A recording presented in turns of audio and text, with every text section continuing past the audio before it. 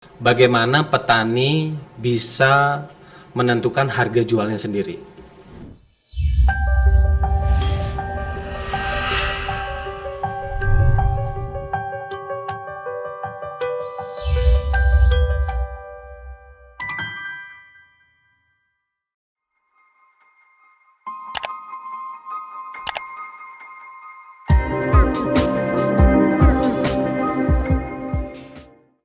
Om Swastiastu.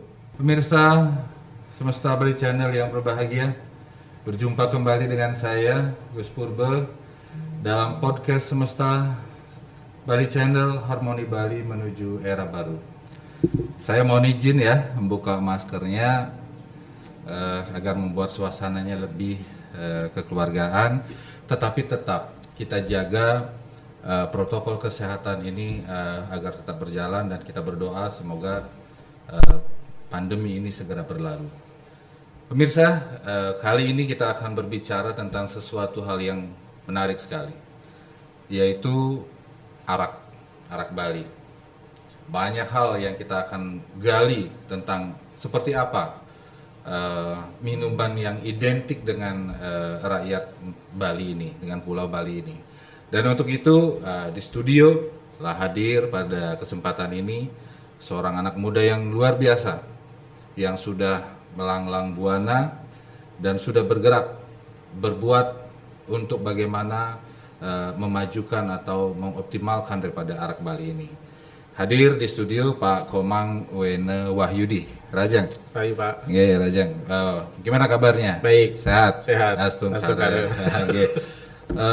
Pak Wena, saya panggilnya Dek Wena aja kali ya. Silakan. Dek Wena sekarang di mana nih? Di Bali apa di Jakarta atau di mana? Saya pindah ke Jakarta semenjak 2011. Wah. Dari Bali ke Jakarta dan sampai sekarang. Iya, berarti sudah tidak lagi, sudah go nasional ya. Sudah go nasional adik kita ini yang masih muda, masih sangat muda pemirsa, dan sudah bisa berkiprah di kancah nasional.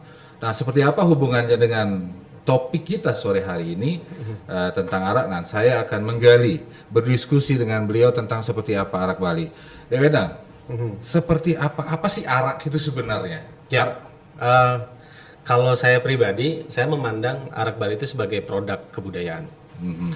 Tidak boleh lepas dari itu. Karena arak sendiri erat kaitannya dengan value kita sebagai orang Bali gitu ya, yang kita tahu istilahnya Trihita Karana, Parayangan, Palemahan, Pawongan, di mana ini adalah 3 pilar yang membuat Bali ini harmoni, bahkan negara ini atau bahkan dunia ini, semesta ini. Nah, saya memandang arak Bali itu erat kaitannya dengan Trihita Karana karena memang yang pertama arak menjadi bagian dari upacara ritual keagamaan, di mana hulunya sebagai bahan pokoknya pohon kelapa mau nggak mau mesti dihormati, mau nggak mau mesti dilindungi, mau nggak mau mesti dikonservasi.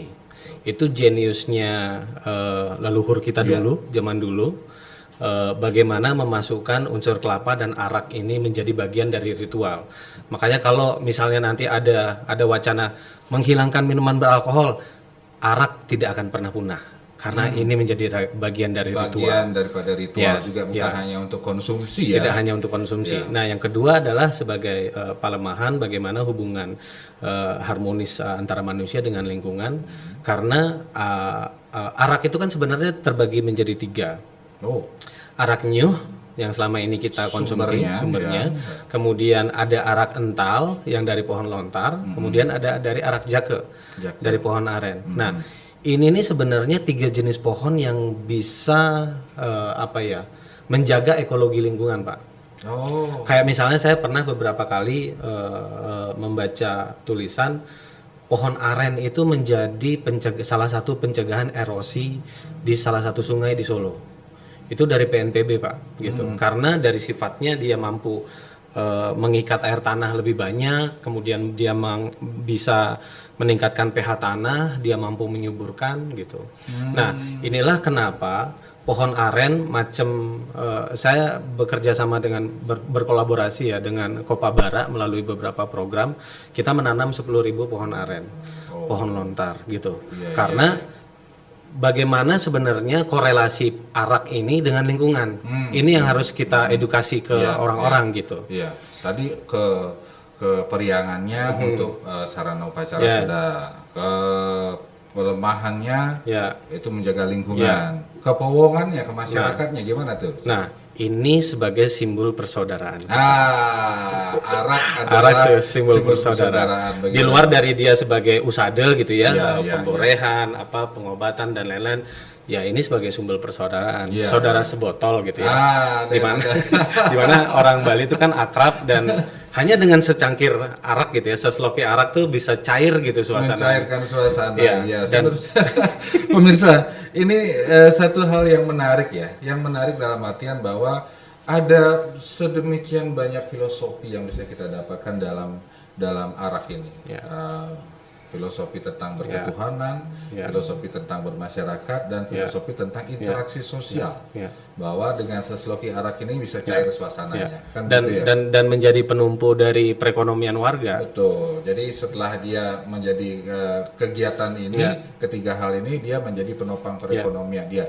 Termasuk juga kan berarti arak ini semacam identitas ya untuk Bali ya. Karena di tempat lain juga kan ada juga model-model seperti itu dan arak adalah identitas untuk Bali. Oke, fine. Dewena, kita tadi sudah sedikit mengulas tentang arak dalam artian bahwa jenis arak itu ada sedemikian banyak gitu ya. Nah, sekarang bagaimana pendapat Dewena tentang proses produksinya? Apakah itu seperti apa sih kondisi produksi existing ini sehingga minimal bisa menepis atau bisa sedikit menjawab stigma bahwa arak itu tidak hygiene dan lain sebagainya. Gimana itu? Oke. Kalau dari dulu sih konotasinya tuh masih cenderung negatif ya ke arah kiri. Karena memang dari kualitasnya, dari rasanya, dari aromanya, kemudian kita nggak tahu siapa yang bikin gitu kan. Artinya ini arak benar-benar aman nggak, safe nggak untuk dikonsumsi. Apalagi ada banyak arak yang misalnya belum ada BPOM gitu ya, masih skala industri rumah tangga. Artinya siapa yang menjamin bahwa arak ini aman? Nah, regulasi itu harus dijalankan. Tetapi untuk kita intervensi, kita harus ketemu langsung dengan petaninya. Seperti yang kami lakukan, kita tahu bahwa araknya Tualen, arak Bika sendiri itu diproduksi di Desa Sidemen dengan 5 kelompok tani di Banjar Lotieh. Kita ketemu dengan Pak Agus, Pak Wayan, Pak Lulus gitu ya di 5 petani itu. Kemudian kita buatkan SOP-nya sebenarnya Pak gitu. Proses arak yang baik adalah arak yang baik secara kualitas itu memiliki pasti proses yang baik pula dari sumbernya gitu ya. Jadi pada saat misalnya musim hujan, kita nggak akan mungkin panen dalam musim hujan Pak gitu. Di luar dari safety gitu ya, angin dan cuaca, kemudian dia akan watery. Kandungan airnya akan lebih banyak, makanya lebih enak, lebih banyak kita bermain di musim kemarau untuk panen, kemudian penampungan. Nah, dari ini kemudian kita kurasi lah prosesnya, proses penyadapan gitu ya, kapan diiris si bunga kelapanya segala macam untuk penyadapan nira getahnya, kemudian kapan penampungan berapa hari, kemudian kapan fermentasi berapa lama, bisa 2-3, kemudian sudah harus masuk ke distilasi. Nah, proses distilasi pun prosesnya banyak Pak gitu. Beberapa persen dari tetesan pertama tuh harus dibuang karena itu yang muncul kandungan metanol. Ya, itu yang harus dibuang. Nah, ini yang disebut arak tabuh. Kalau dulu mungkin secara scientific itu leluhur kita nggak punya edukasi tentang itu. Tetapi leluhur kita sudah melakukannya tanpa harus tahu bahwa ini mengandung etanol, makanya ini harus dibuang gitu. Ya kan? Nah, sarinya ini baru kemudian disebut arak. Yang bisa diminum karena hanya kandungan etanol. Gitu. Padahal kan zaman dulu orang tua nggak tahu bahwa nggak sampai ke lab nggak sampai ke lab dan ini harus dibuang karena ini racun gitu. Iya. Tapi digunakan untuk kepentingan yang lain, untuk upacara seperti tadi. Nah, tadi Wenda sempat menyebut tentang arak Tualen. ini apa? Tualen ini wayang atau gimana ceritanya? Jadi bahasa Tualen ini. Ya, Tualen ini saya memang suka sama karakter wayang. Jadi di Bali kan ada Tualen, Sangut, Merdah, Delem gitu ya. Dan setelah kita tahu bahwa Tualen itu kalau versi Punakawan di Jawa namanya Semar.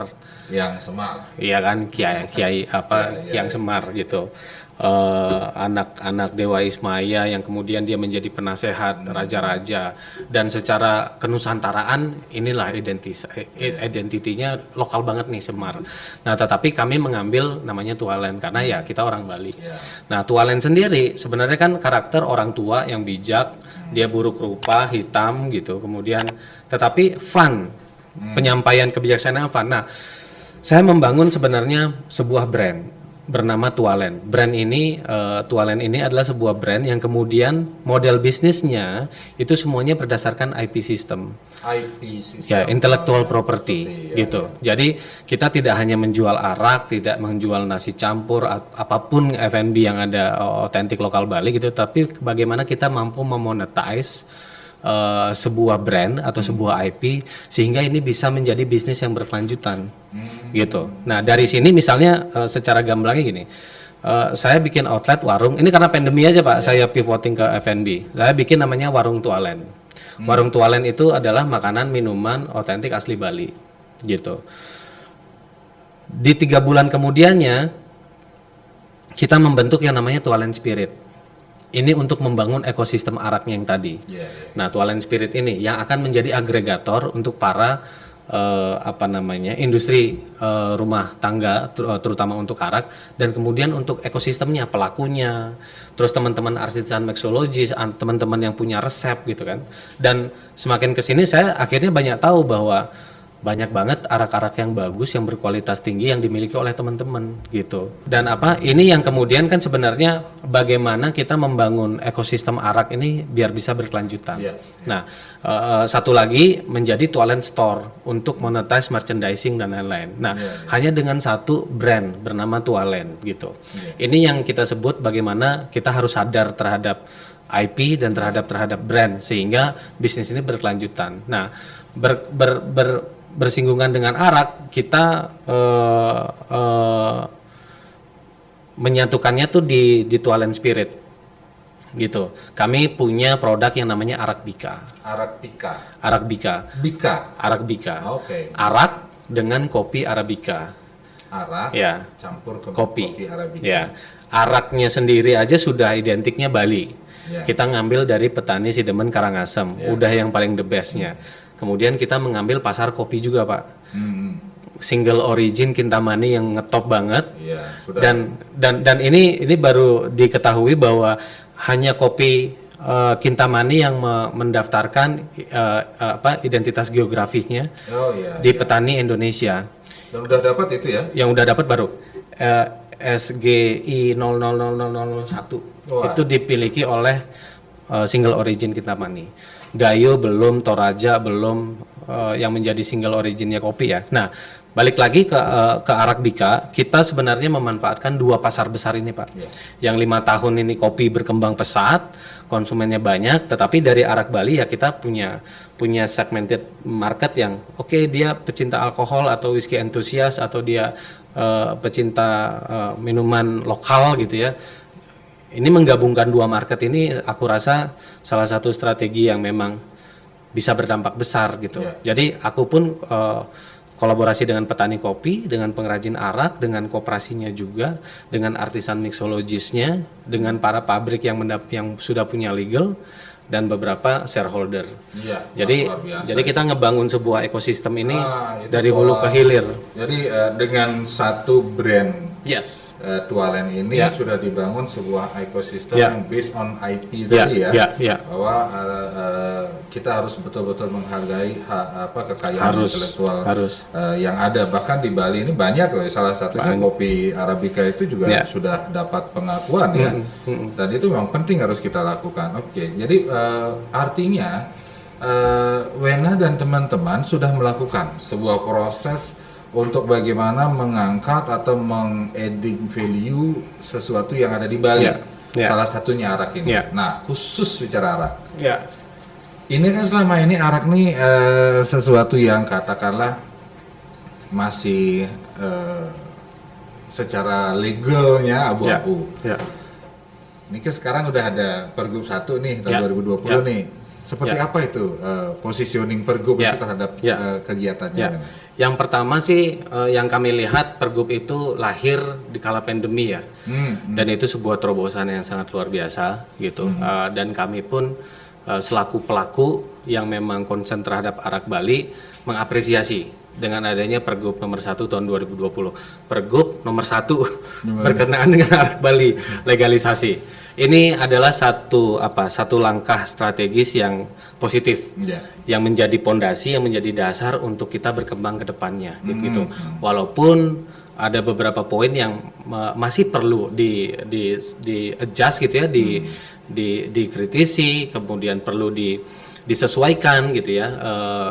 Sehingga sebenarnya bagaimana Pergub ini tujuannya balik lagi kepada visi misinya untuk mensejahterakan petani. Nah, apapun yang menjadi regulasi dan ketetapan nantinya itu harus ada keberpihakan kepada petani, gitu.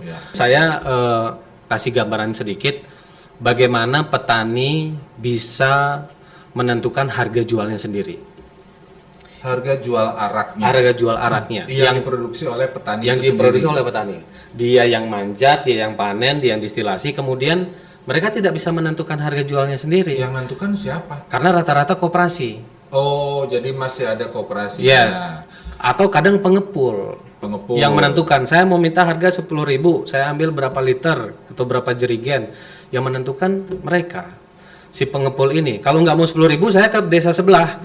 Segampang itu persaingannya gitu. Sedangkan roh daripada Pergub 1 2020 ini kan ingin menyentuh yang paling dasar nih. Yes. Berarti masih ada sesuatu yang perlu disempurnakan di dalam Pergub itu agar kemudian apa yang menjadi keinginan Pak Gubernur yang beliau tuangkan ke dalam Pergub nomor 1 2020 ini benar-benar dirasakan oleh yang beliau inginkan, kan kurang lebih seperti itu ya. Oke. Jadi ini satu masukan yang baik ya, artinya kritik yang konstruktif terhadap apa yang sudah berjalan, bahwa niatan yang dituangkan ke dalam Pergub 1 tahun 2020 ini agar betul-betul terimplementasikan secara baik di bawah. Artinya yang merasakan itu betul-betul yang di tingkat yang paling bawah banget gitu ya. Oke, jadi tadi kita sudah diskusi tentang arak, kemudian kita sudah berbicara legalisasinya.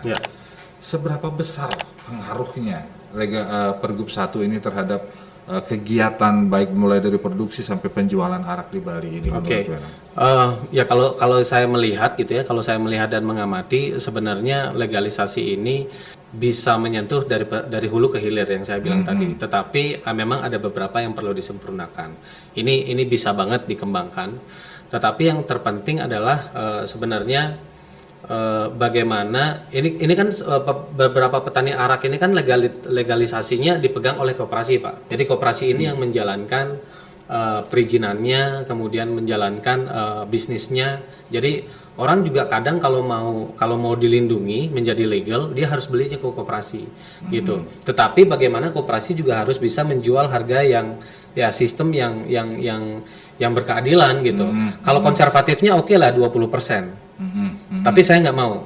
Tualen hanya memberikan misalnya 5-10% kepada koperasi. Agar apa? Agar pembagian kuenya lebih banyak kepada petaninya sendiri.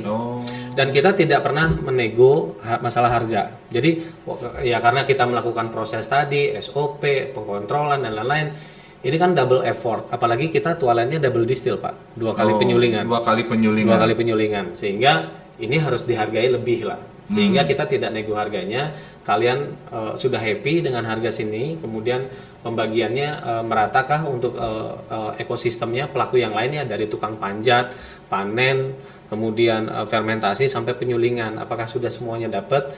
Mereka sudah bisa mengatakan itu oke, dan ya udah kita tegaskan bahwa ada keterbukaan sistem gitu. Petani dapat berapa, koperasi dapat berapa uang yang akan kita investasikan untuk memproduksi arak ini. Iya, artinya ingin dibangun sebuah komunitas bisnis yang baik dengan segala keterbukaan yang ada.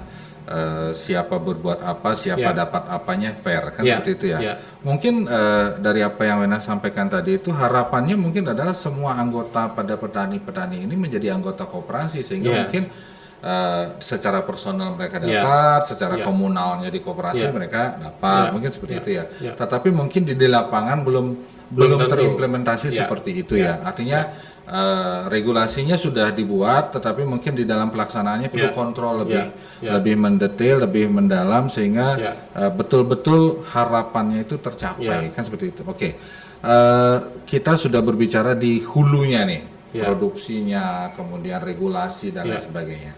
Sekarang setelah dia terproduksi, tadi kan Wena bilang ini ada double destilasi nih, 2 kali destilasi nih. Nah, pola bisnisnya seperti apa sih yang dibangun sama Wena dan teman-teman untuk arak khususnya? Ya, nah kalau ngomongin apa ya, sesederhananya adalah kita membangun ekosistem yang berkeadilan dan berkelanjutan, gitu. Kita butuh kerja kolektif, Pak. Yang kita implementasikan adalah kita kerja kolektif, kita kerja kolaborasi. Kalau tadi hanya berbicara tentang legal Pergub Bali 1 2020, sebenarnya yang di atas itu kan ada Perpres yang dicabut oleh Pak Jokowi yang dilarang wilayah khusus untuk investasi baru minuman beralkohol. Yang tadinya di Bali, NTT, terus Sulawesi sama satu lagi.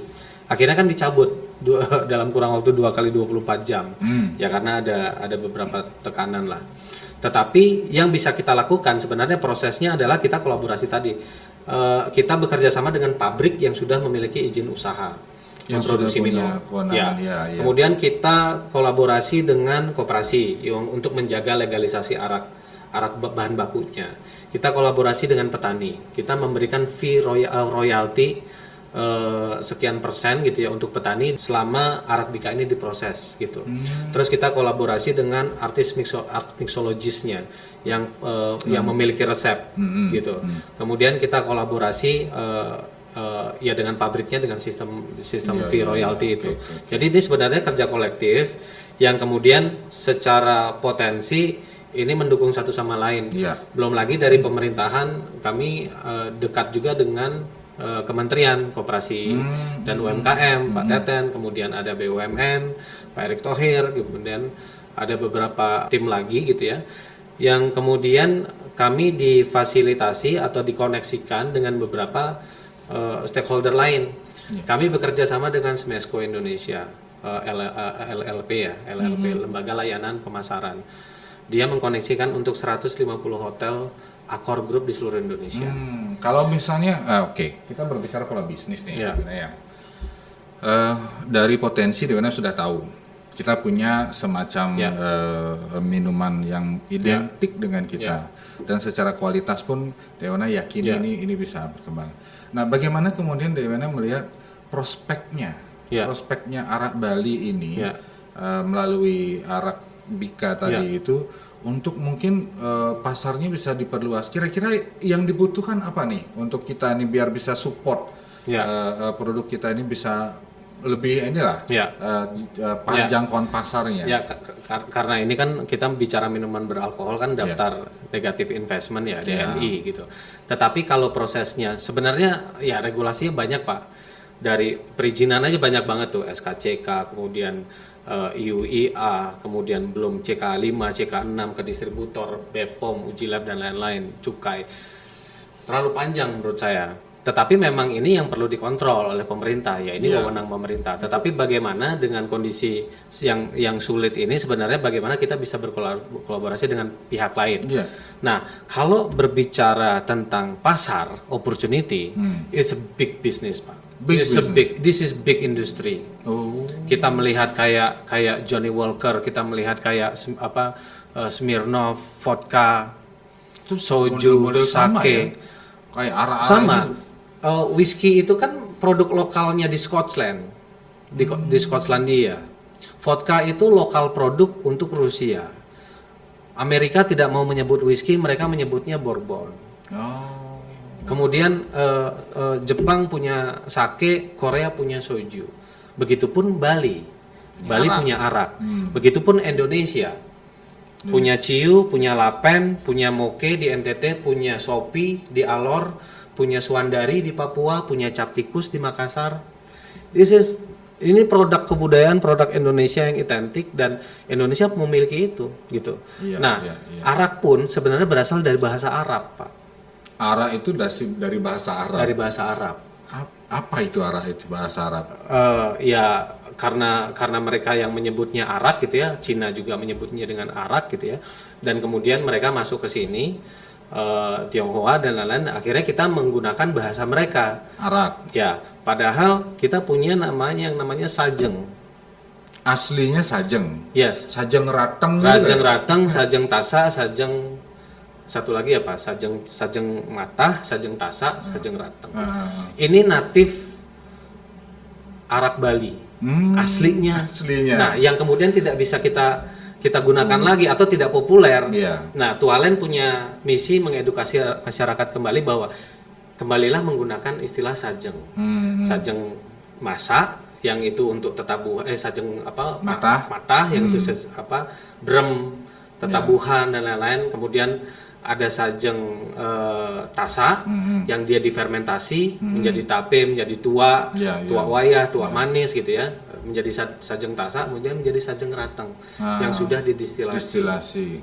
Gitu. Luar biasa sebenarnya. Ini jeniusnya leluhur zaman dulu, Pak, gitu. Ya, nah, kalau misalnya berkaitan sama higienis yang selama ini orang pertanyakan, sehigienis apa sih gitu? Ketika arak fermentasi ini disuling menjadi tua, ini disuling menjadi arak, itu semua bakteri itu hilang, Pak. Karena sudah melakukan proses penyulingan tadi. Iya. Ini kan alkohol, udah pasti Udah ada bakterinya yang udah ada pasti di nggak ada bakteri, Pak. Dan semakin tua alkohol disimpan, semakin tua proses arak ini disimpan, semakin bagus kualitasnya. Iya. Ini yang disebut proses aging, penuaan. Oke. Makanya itu bisa dijual mahal, Pak. Wah, Johnny Walker ada yang seri 10 tahun, ada yang seri 21 tahun. Semakin lama semakin mahal ya. Semakin lama semakin mahal. Baik, pemirsa Semesta Bali Channel, itu tadi ada satu ilmu khususnya kita yang di Bali ya. Kembalikanlah natif Bali itu. Bahwa di Bali itu sebenarnya kita pun mungkin sudah familiar ya dengan bahasa sajeng. Para pengelingsir kita, tetua kita bahasanya sajeng. Tetapi karena memang sudah lebih populernya dengan bahasa Arab, kita akhirnya pakai bahasa Arab itu. Walaupun sebenarnya kita punya natif Balinya sajeng dengan sajeng mata, sajeng rateng, sajeng tasa kan gitu ya. Itu luar biasa. Mudah-mudahan dari sini nanti kita ya minimal memberikan edukasi lah buat pemirsa Semesta Bali Channel tentang kehebatan dan kekayaan daripada budaya Bali itu sendiri. Nah, oke, kembali ke ini, demikian besarnya pasar yang ada. Secara bisnis ini mungkin sangat menarik, walaupun mungkin ini ya katakanlah itu investasinya negatif dan lain sebagainya. Tetapi kan eksis kita sudah punya arah ini, kan gitu ya. Bagaimana kemudian apa yang Wena harapkan untuk kita bisa menjadi Smirnoff, bisa menjadi vodka, sehingga arah ini bisa betul-betul di samping memang dia hygiene, legalitasnya benar. Siapa yang harus berbuat ini? Dan bagaimana berbuatnya? Saya kira ini harus kolaborasinya dari A sampai Z. Kalau dulu kita punya istilah pentahelix gitu ya, sekarang hexahelix ditambah dengan finansial institusi. Akademisi, bagaimana dia melakukan riset dan perkembangan terhadap si arak Bali sendiri. Kemudian ada bisnis, pengusaha seperti kita gitu ya, saya sendiri yang bagaimana bisa tetap melanjutkan si proses arak Bali ini.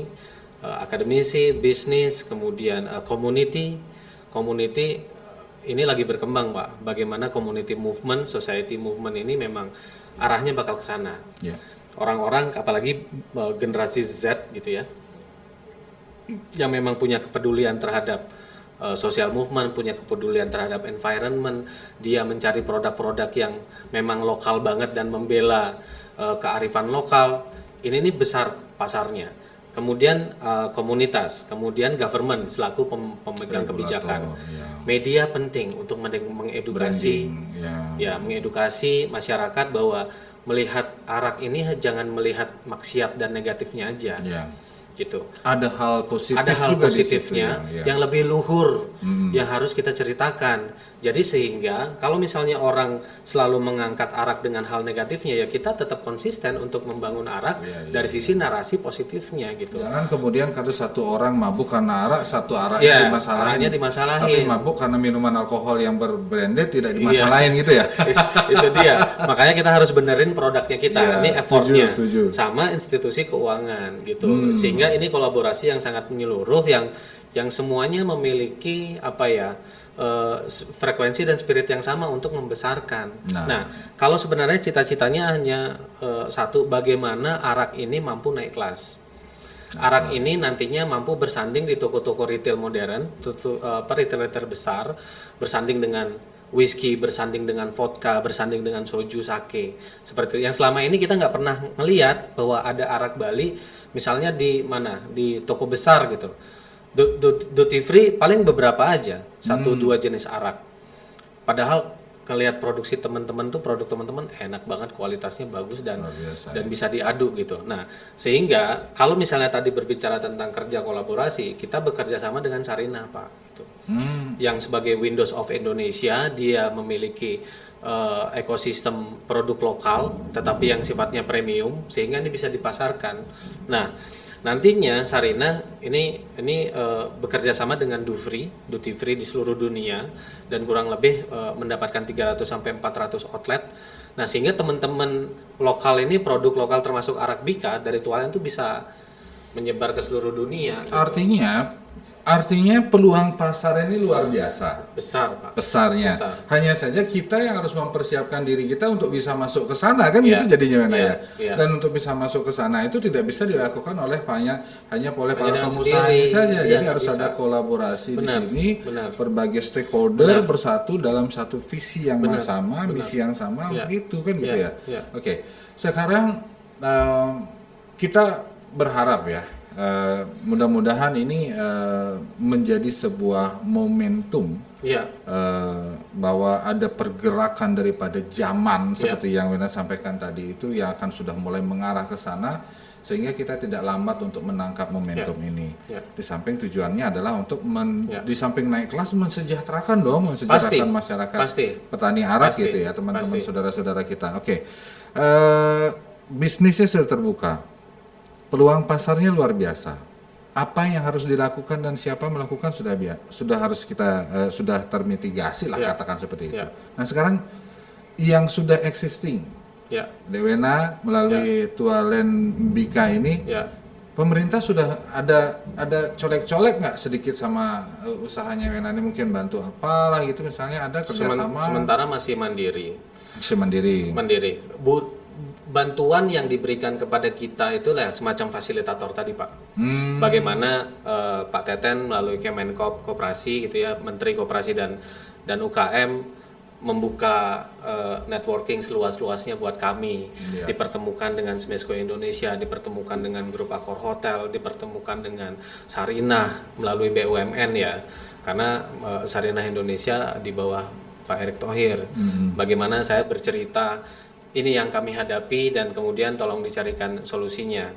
Bantuan kan tidak hanya berupa finansial, ya. Is networking itu lebih valuable daripada uang. Jadi saya rasa bantuan-bantuan seperti inilah yang kalau saya menangkapnya adalah ini hal strategis yang harus kita dapat. Kalau misalnya sekarang produk ada, manajemen ada, terus market ada, terus networkingnya nggak ada, dengan siapa ya kan, dengan Abdi gitu misalnya, bagaimana mengkoneksikan ke retail Indonesia. Ya, saya tinggal bilang sama Abdi, bro gimana caranya Arabica bisa masuk Pepito, bisa masuk Krishna, bisa masuk Hardis, bisa masuk Indomart ya kan, dan ini baru satu jenis, Pak. Tester ke saya itu ada 15 jenis arak, Pak. Ada arak Samsara, ada BFG Artisan, ada Holy Tirta, ada arak. Tergantung resep ininya apanya. Masing-masing beda, rasanya beda. Itu. Ada resep keluarga dari 1968 Artisan Beji yang kemudian dia di aging di guci tua, kemudian dilanjutkan finishingnya di kayu oak barrel yang burn itu Luar biasa. kualitasnya nggak kalah dengan whisky yang ada di pasar. Nah, sayangnya kita tidak bisa, bukan tidak bisa, belum belum terbranding dengan baik. Mungkin bukan hanya masalah branding, bukan artinya untuk mempersiapkan pasar ini banyak hal lagi yang Banyak harus hal kita yang lakukan di dipersiapkan. sini ya. Kalau ini kan kami di Tualen juga masih proses, Pak. Masih proses. Launch-nya baru nanti, Desember nanti. Oh, Desember ini. Mudah-mudahan beres, ya. Wah, mudah-mudahan. Tetapi yang kami lakukan, kami ingin menunjukkan ini sebuah pilot project yang visible untuk dilakukan. Ya. Kerja langsung dengan petani, koperasi, pemerintah, pengusaha. Artinya sudah action plan ini ya, artinya sudah tidak lagi Tinggal 10% lagi kita go. Artinya tidak masih berkutat di teori, sudah berbuat, On process. sudah melakukan dan sudah akan Astungkara Desember ini sudah berjalan. Jadi pemirsa Semesta Bali Channel ini yang begini yang kita cari. Ada yang mengangkat potensi lokal Bali, kemudian ada yang dan memang dilakukan. Dilakukan. Bukan hanya arak. Banyak lagi yang potensi-potensi Bali yang perlu kita angkat untuk kemudian lebih membranding Bali ini. Karena Bali sendiri sudah punya branding tersendiri kan. Arak Bali. Makanya tiap mudah banget, Pak. Lagunya aja dulu di zaman kita entah kapan sudah ada lagu kembalikan arak Bali. Kita pakai nama Bali aja udah plus poin itu. Nah, itu sebenarnya sebuah poin positif ya, bahwa ini sudah harus apa ya, sudah harus kita sudah mulai harus aware dengan bukan artinya bangga dan berbuat maksimal. Hanya saja Wena dan teman-teman mungkin perlu lebih banyak diskusi nih dengan pihak-pihak stakeholder nih, siapa berbuat apanya untuk kita bisa memaksimalkan. Jadi mudah-mudahan apa yang kita diskusikan pada kesempatan ini benar-benar membawa manfaat kepada arak Bali. Oke, sebagai closing statement nih. Apa harapan Wena secara menyeluruh terhadap bayangan Wena, cita-cita atau tentang arak Bali ini, hayalannya dengan Tualen Bika ini? Coba saya pengen denger nih biar pemirsa Semesta Bali Channel juga bisa denger ini. Yang pertama sih ya sesuai dengan visinya, kami ingin berkelanjutan gitu. Karena ketika pola bisnis ini menjadi berkelanjutan, semua elemennya mendapatkan manfaat, Pak, gitu. Mulai dari bawah, dari bawah sampai pasar gitu. Kemudian bagaimana sebenarnya ini yang perlu dilakukan oleh para pebisnis dan creative planner lainnya gitu ya. Jadi tidak berorientasi kepada produk, tapi orientasinya kepada IP dan brand. Karena yang bisa menaikkan value adalah proses branding tadi. Orang boleh melihat kita menjual arak atau menjual nasi campur atau menjual es gula gitu ya. Tetapi tanpa branding proses, kemudian bagaimana creating value creationnya itu harus terjadi. Ini yang kemudian membuat sebuah produk ini berkelanjutan gitu. Dan jangan lupa arak Bali itu adalah sebuah identitas, kemudian sebuah aset milik bersama, kemudian merupakan sebuah soft power menurut saya. Ketika kita bertemu dengan siapapun, ini loh yang kita bawa. Arak itu seperti menggunakan baju batik yang identitasnya Indonesia banget, dan kita bisa menceritakan asal usulnya. Begitupun dengan arak. Kalau misalnya pertanyaan saya nanti G20, Indonesia sebagai tuan rumah dan Bali sebagai tempatnya, arak siapa yang akan dijadikan jamuan makan malam untuk para presiden itu? Arak kita dong. Iya. Iya kan? Arak Bali yang harus diperkenalkan pada saat maksudnya itu. Adalah arak apa? Arak siapa? Karena kan harus ada brandnya, harus ada kualitasnya harus terjaga segala macam. Nah, artinya kalau kesimpulan yang saya tangkap ini artinya arak ini adalah sebuah identitas bagi Bali yang mencerminkan proses kebudayaan yang begitu tinggi yang sudah ada di Bali, hanya saja dikemas dalam pola bisnis kekinian sehingga bisa menjadi sesuatu yang kita banggakan, bukan hanya mengangkat branding kita tetapi juga memberikan value yang lebih untuk masyarakat Bali. Ini suatu hal yang luar biasa. Jadi pemirsa Semesta Bali Channel, kami sangat berharap dengan obrolan-obrolan semacam ini akan banyak lagi wena-wena yang lain yang akan Setukar. bermunculan di Bali, Setukar. yang akan bisa mengangkat potensi-potensi lokal Bali yang selama ini tenggelam karena kita tidak aware gitu ya, kita terlena. Sekarang saatnya kita bangun dengan melihat semua potensi yang ada di Bali dengan pola bisnis yang kekinian yang seperti anak-anak muda sudah tahu lah bagaimana startup dan lain sebagainya. Sekarang pola bisnisnya seperti itu.